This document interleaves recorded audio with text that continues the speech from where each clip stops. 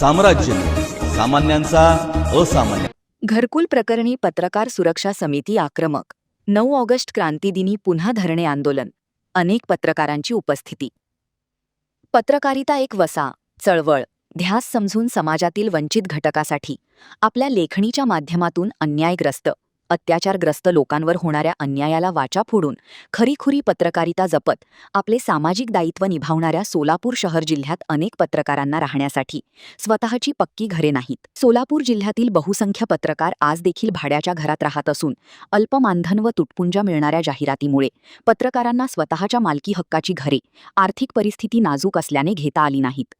कोरोनासारख्या जीवघेण्या काळात पत्रकारांनी आपले कुटुंब बाजूला सारून व जीव धोक्यात घालून केवळ राष्ट्रीय कर्तव्य म्हणून केंद्र सरकार व राज्य सरकारच्या कोरोना संदर्भात असलेले आदेश, निर्देश बातम्यांच्या माध्यमातून जनतेपर्यंत पोहोचून आपली सामाजिक जबाबदारी पत्रकारांनी पार पाडली आहे.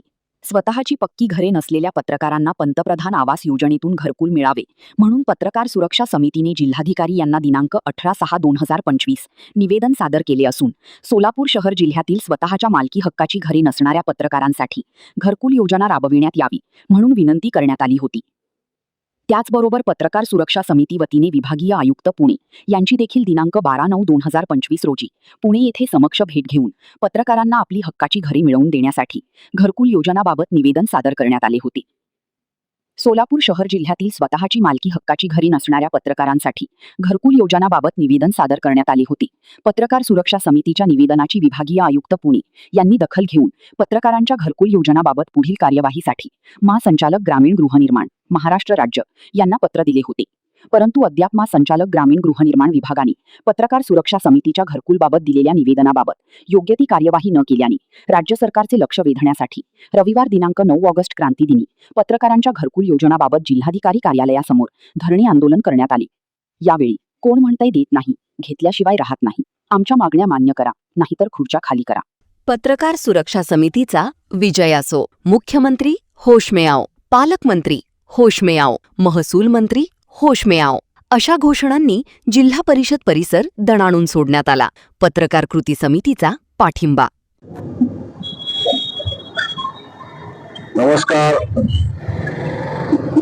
मी यशवंत पवार, प्रदेश अध्यक्ष पत्रकार सुरक्षा समिती महाराष्ट्र.